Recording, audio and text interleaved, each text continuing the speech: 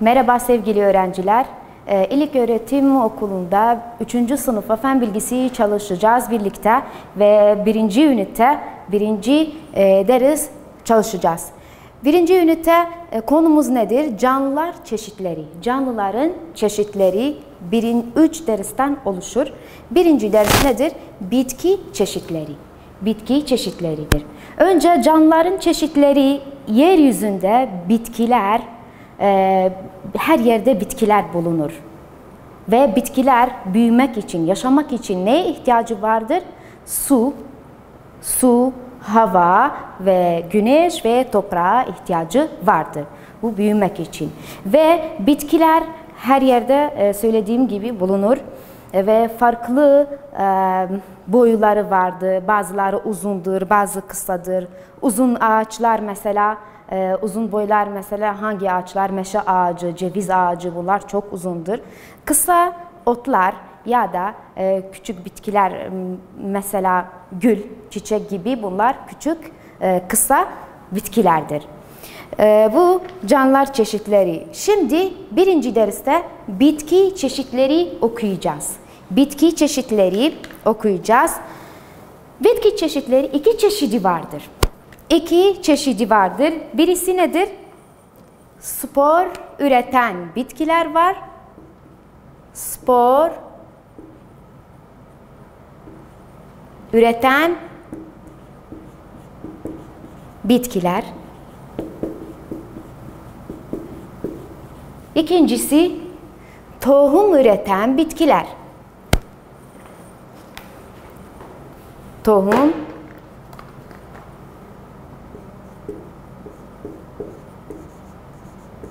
üreten bitkiler var. Önce spor üreten bitkiler okuyacağız. Bakayım spor üreten bitkiler örneği nedir ve nasıldır? Nasıl bir bitkidir? Spor üreten bitkiler örneğin basit bitki. Örneğin nedir? Örnek olarak basit bitki. Basit bitki nasıldır? Çok basit ha? Kendi adınızdan. Çok basit, sade. Yani hiç ne kökü var, ne yaprakları vardır. Kök, sap, yaprakları yoktu. Ayrıca tohumu da yoktu. Kök, sap, yapraklarının olmadığı öğrendiniz. Yani kök, sap, yaprakları yoktu. Hem de bu bitkilerin tohumları da yoktu. Bunlar nasıl çoğalırlar? Sporlar yoluyla çoğalırlar. Sporlar yoluyla çoğalırlar. Ve birçok örnekleri vardır. Bunlar basit bitkiler. Bunlardan birisi mesela bir örnek var. Eğrelti-otu. Eğrelti-otu. Bu bir bitkidir. Nasıl çoğalır? Spor yoluyla çoğalır. Eğrelti-otu. Biraz ağır geliyor. Eğrelti-otu. Bu bir çeşit basit bitkidir. Eğrelti-otu diğer basit bitkiler gibi sporlar ile çoğalır. Burada birkaç örnek gösterdi. Bu bitkiler diğer bitkiler gibi kök, gövde ve yaprakları vardır. Bu bitkileri diğer bitkiler gibi su, ışık, toprak ve havaya ihtiyaçları vardır. Eğer örneklere baksanız benimle sayfa 14 baksanız örnekler vardır. Bunlar hepsini basit bitkilerdir. Şimdi tekrar söyleyeceğim basit bitkiler nedir? Bu kadar bilin yeter. Basit bitkiler kök, sap ve yaprakları yoktur. Spor yoluyla çoğalırlar. Kök, sap ve yaprakları yoktur ve hem de tohumu da yoktur. Ve nasıl çoğalırlar? Spor yoluyla çoğalırlar. Örneğin nedir? basit bitki. Ve burada bitki çeşitleri, yine tekrar ediyorum, 2 çeşidi vardır. Spor üreten bitkiler, ikincisi tohum üreten bitkiler. Birincisi aldık, spor üreten bitkiler basit bitki gibi. Ve dediğim gibi kök, sap ve yaprakları yoktu, hem de tohumu yoktu. Ve nasıl çoğalır? Spor yoluyla çoğalırlar. Şimdi ikinci çeşidi alıyoruz, tohum üreten bitkiler. Tohum üreten bitkiler nasıldır? Tam spor üreten bitkilerin tersidir. Spor üreten bitkilerin tersi. Nasıl? Yani biz spor üreten bitkilerde söyledik, kök, sap ve yaprakları var. Yani yoktu, hem de tohumu yoktu. Ama tohum üreten bitkiler yok, böyle değil. Nasıldır? Kök, gövde ve yaprakları var. Kök, gövde ve yaprakları sahip olan bitkilerdir ve tohumla çoğalır, tohum yoluyla. Yani bitkiler ilk büyüme aşamasıdır. Bitkilerin ilk büyüme aşamasıdır. Tohum üreten bitkiler, dediğim gibi kök, sap ve yaprakları var, hem de tohumu vardır. Yaprağı sahip olan bitkilerin ilk büyüme aşamasıdır. İlk büyüme aşamasıdır. Ve burada birçok örnekleri vardı. Yani bu bitkiler bir tohumdan, 2 tohumdan daha fazla tohumlardan kendisini içerir. Mesela karpuz gibi. Eğer karpuza baksanız, yani bak, birkaç tane tohum içinde vardı. Yani çoktur. 1 değil, 2 değil. Hem de elma. Yani bir tane tohum içinde yoktu. Çok vardı. Burada bitkiler benzer bitkiler üretmesi için gerekli özellikleri taşır. Tohum üreten 2 grup bitki vardır. Bunlardan biri nedir mesela? Bunlardan bir bitki, 2 grup bitki vardır. Bunlardan birisi çiçekli bitkiler. Çiçekli bitkiler, yani bazı bitkiler vardır çiçeklidir ve belki de ağaçların üzerindeki çiçekleri, ağaçlar veya küçük bitkiler görmüşsünüzdür. Mesela burada birkaç örnek vardır. Kozak bitkisinin yaprakları. Bak, kozak bitkisinin yaprakları. Yani bunlar, ya da bu örnek, bakın. Yabani hindiba rüzgarın yaydığı birçok tohum oluşturur. Bu tohumlar uzak yerlerde çimenlenir. Nasıl çimenleri? Uzak yerlerde çimenlenir. Bu hindibadır. Bu örnekler nedir? Tohum üreten bitkilerdir. Bakın, şimdi bitki çeşitleri okuduk. Bitki çeşitleri 2 bölümden oluşur. Birincisi spor üreten bitki. Örneğin basit bitkidir. Kök, sap ve yaprakları yoktur. Sadedir, basittir. Tohumu da yok. Ama tohum üreten bitkiler kök, sap ve yaprakları sahip olan bitkilerdir. Hem de tohumu vardır. Örnekler de verdik. Mesela karpuz gibi, ya da elma, ya yabani hindiba, ya kozak gibi örnekler verdik. Şimdi başka bir konu, tohumun ihtiyaçları. Tohumun ihtiyaçları nedir? Biz daha önce söyledik. Bitkiler büyümek için neye ihtiyaç vardı? Bitkiler büyümek için sıcak havaya ve yani sıcaklığa ihtiyacı vardır. Yani güneş ışığı ve hem de suya ihtiyacı var, toprağa ihtiyacı var. O zaman ne olur? Büyük olur. Burada çimenleme vardır. Çimenleme nasıl olur? Çimenleme, yani bir tohumu eğer bir yerde dökülürseniz sonra sulanıyoruz. Su ve sıcaklığa ihtiyacı vardır. Sonra bir süre bırakıyoruz, bekliyoruz, büyük olur. Buna diyorlar çimenleme. Buna diyorlar ne? Çimenleme. Tohum çimenlediğinde bundan bir kök ürer. Ne ürer? Kök ürer. Kök böyledir. Mesela bir bitki vardır. Kök böyle. Ne ürer? Kök ürer. Önce çimenlemede ne ürer? Kök ürer. Bunu unutmayın. kök ürer. Sonra tohum ne olur? Açılır. Bir tohumumuz vardı. Burada tohumun aşamaları nasıl büyük olur? Birinci aşamdan hatta sona kadar. Birinci aşamada bir tohumdu. Daha sonra yani bu çimenledikten sonra bir süre bekledikten sonra ne olur?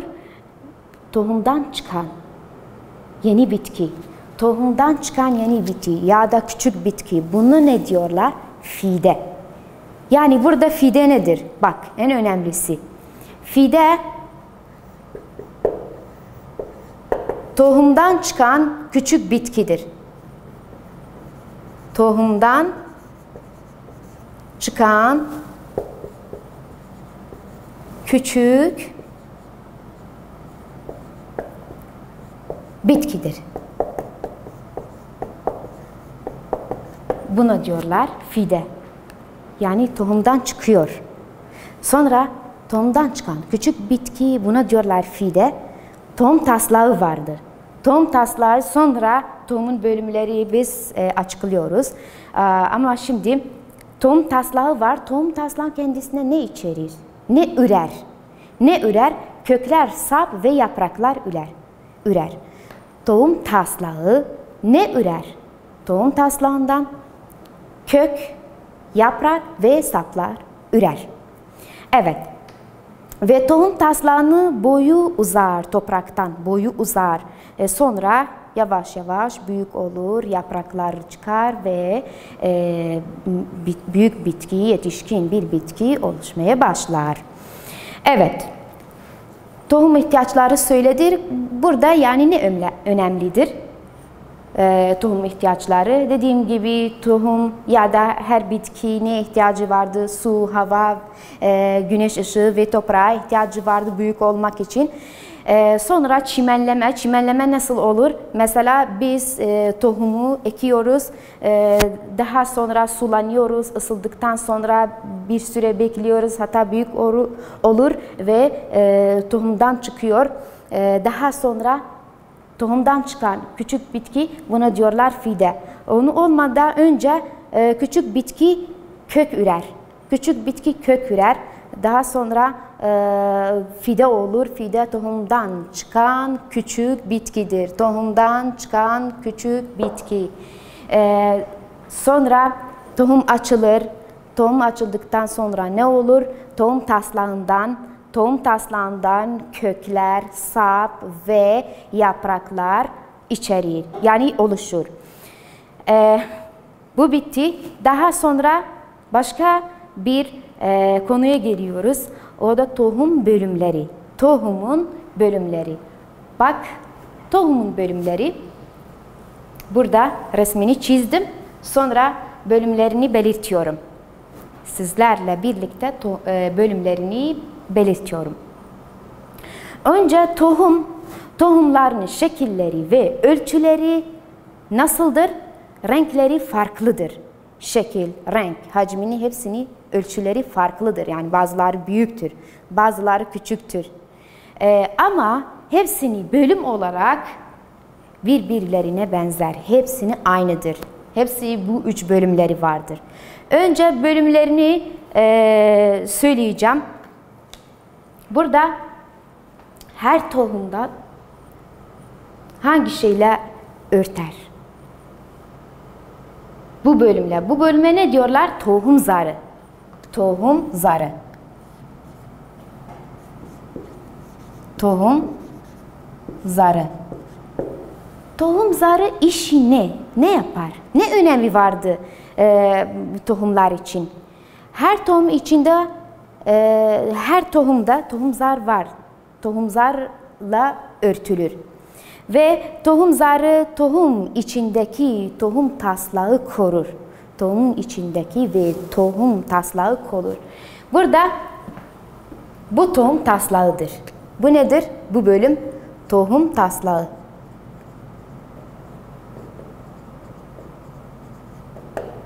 Tohum taslağı. Tohum taslağı ve 3. bölüm nedir? Depolanan besin.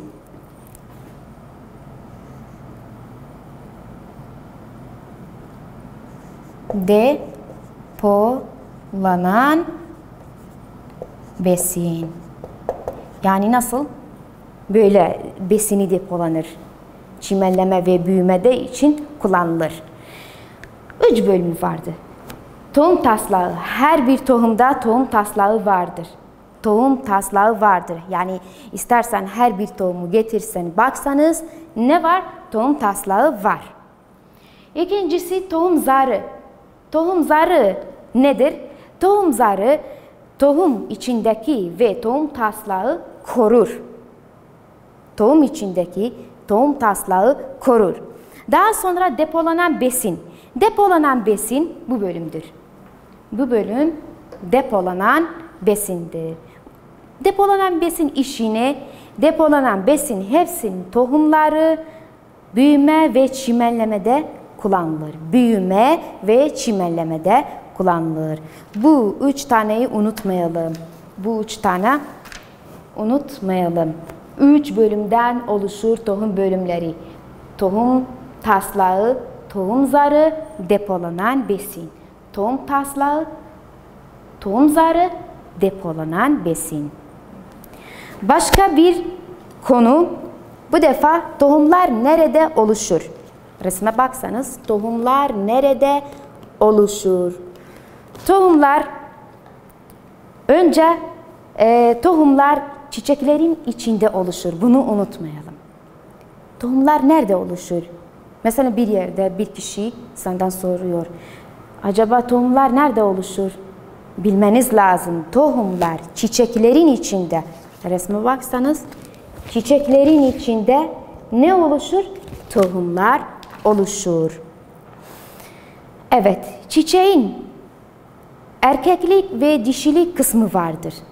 Erkeklik ve dişilik.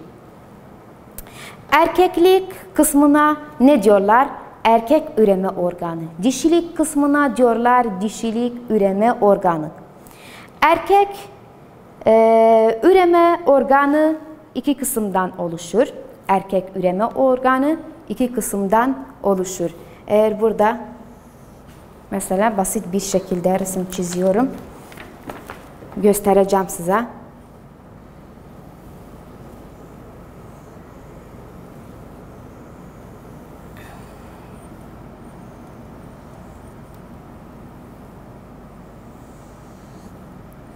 Evet. Burada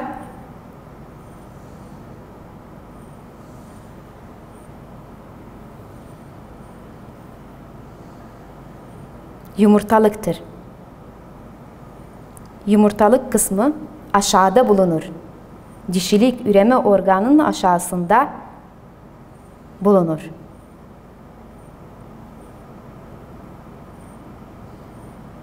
Tohum burada üretir.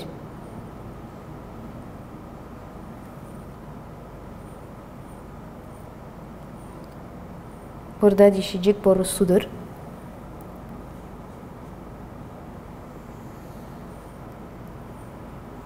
Burada saplar vardı.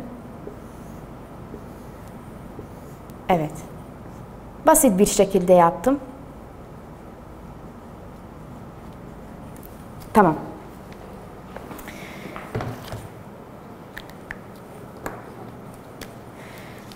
Bu tohumlar nerede oluşur? Bunu anlatmam gerekir. Dedim 2 kısımdan oluşuyor.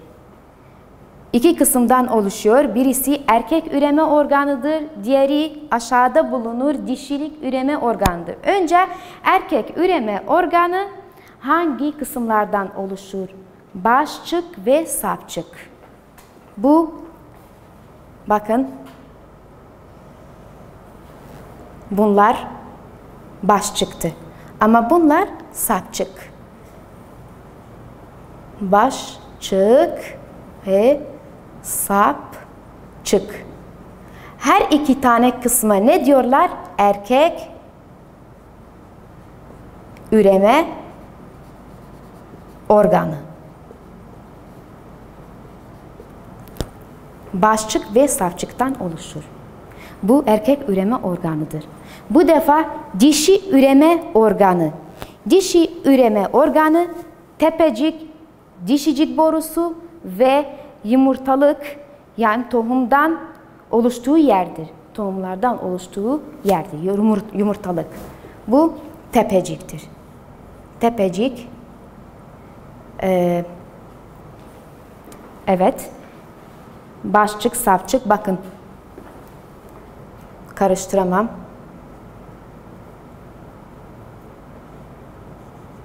Bu kadar yolu görüyor musunuz? Burası başçıktı. Burası başçık. Ama tepecik, bu tepeciktir. Bu kısım. Tepecik. Evet, tepecik. Buna ne diyorlar? Dişicik borusu. Dişicik borusu. Burası ne diyorlar? Yumurtalık.